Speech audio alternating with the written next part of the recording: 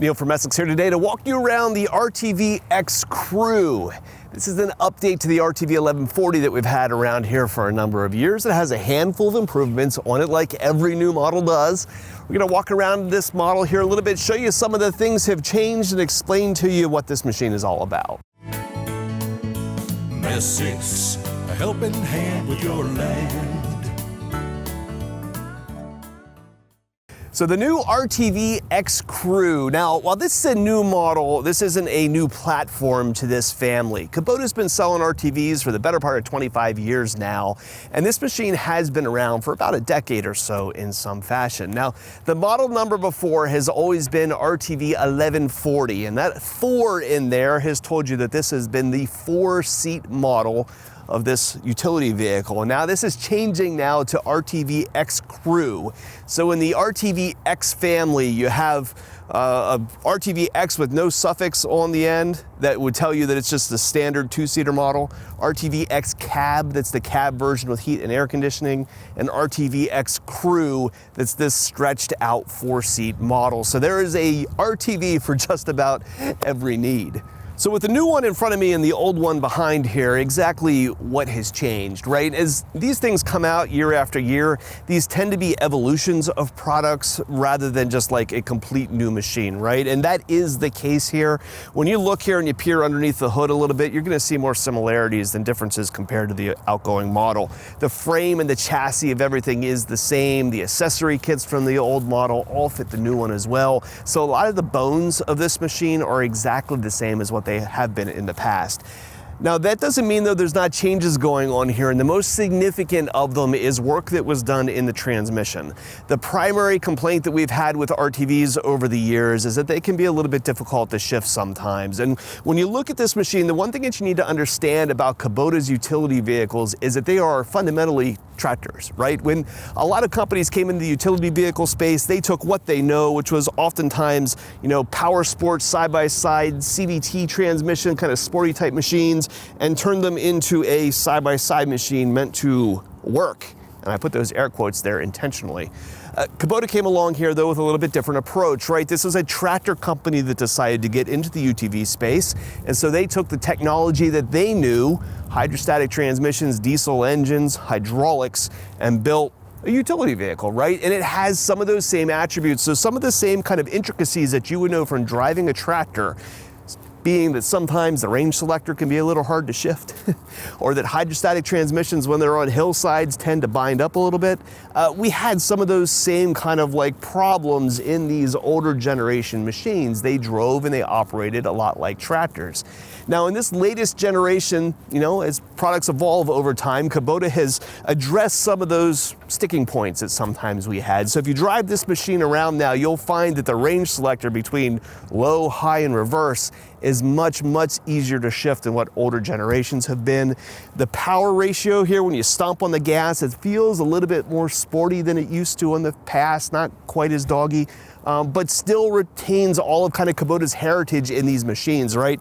This is fundamentally a tractor underneath the hood, and it's made to work and haul. Another notable change in this generation is the tires. And it might be kind of like insignificant sounding to sit here and point at the tires as a big change, but if you've been around this kind of equipment before, you know enough to know that like tire selection on these things matters. And it's not uncommon to see people pick aftermarket tires to find something that might be a little bit more performant than the stock tires that come along on one of these things. And if you compare what was kind of the standard tire on the old machine to the tire on the new machine here, you're gonna notice they look very different. This is a lot thicker rubber, there's more cleat on it. We've noticed while driving around out here in the parking lot, maybe a little bit less body roll, right? The sidewalls here seem to be a little bit more substantial. So the performance from this tire does seem to be a little bit better. And this is a tire that Kubota actually did some engineering on, and I think a lot of the need for that might come back to weight, right? These are heavier machines, a lot more meat here than what you find in a lot of other utility vehicles, and maybe some of the stock tires that were out there on the market just weren't as appropriate enough for this machine. And so engineering work was actually done to come up with a tire for this unit, and I think that work actually shows here. This looks like a great option for this machine. Probably the most notable feature on the Crew here is that the bed can stretch over top of the rear set of seats. And if you think about it, most of the time, if you're driving around here, you're not going to have 4 passengers. And the extra utility of a little bit larger bed here might be nice. So if you flip the seat forward and reach back here, there's a little latch behind the seats. This will slide front, and that goes front and locks into place. You then have a set of pins here around the sides of the bed that you can release in order to fold the bed forward. And by dropping that down, folding this up, swinging these sides out, you can go from a 4-seat machine to a machine with an extended bed in just a couple of seconds. And while this works, the thing that I think is the coolest about this is the machine's hydraulic dump works in every configuration. So whether you're in a 4-seat configuration or an extended bed configuration, this bed is still going to dump, which is not the case with every machine out there on the market. So 2 things we should talk about here in regards to this bed, right? This is cool. It's easy to see the extra utility from being able to carry 4 people or have more cargo space than what's available in a traditional machine, right? That's neat. This was developed at a time that Kubota's RTV 1130 did not exist. And so there's another model now that's out there that doesn't have this seat on it at all and has a larger bed still. So if you're looking at this machine and you don't need 4 passengers, the 1130 probably makes a little bit more sense because its bed is longer. It's super cool, has some extra accessories on it to be able to like put a winch on it and pull stuff up on. Very cool machine. A lot of our customers that had been kind of interested in the past have gravitated that direction if it's the larger bed that you're after and not necessarily the extra passengers. The other thing that you should know too is that this does come with some trade-offs, right?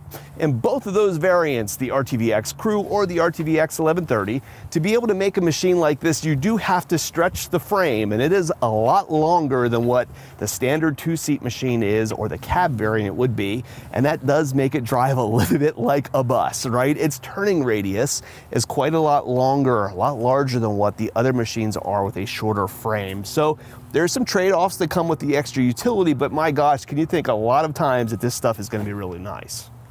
One of the things that has driven us nuts about this new series of RTVs here at the dealership is the fact that Kubota has kind of packaged a lot of these things in what's called basic, standard, and premium. And this is really just a way to go through and put different option groups into these machines. That means that there's actually 7 different dealership ordering codes for this machine that kind of categorizes different things. And I take a little bit of issue with the names basic and standard because in my mind they devalue this machine a little bit. And understand, if you are buying the basic or standard version of this machine, you're not getting less of a unit in some fashion. The basic bones of this machine are the same across every one of those different packages.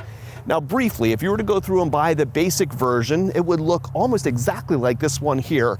It would just have a smaller grille guard up here on the front.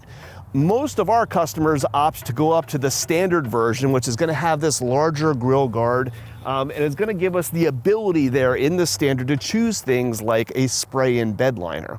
Going up to premium is going to add brighter headlights here on the front, and it's going to give us the ability to go into some additional options for more colors for the machine, where we can get things like camos and sands, and also things like alloy wheels. The alloy wheels are not obviously offered on the basic machine. If you'd like them, you need to option up to the premium. So it's created a lot of confusion on our end on how to position these things, but by simply walking into a dealership and being able to say, you know, I'd really like the machine with the alloy wheels, we can guide you what is the right choice. It's really confusing to look at as a consumer.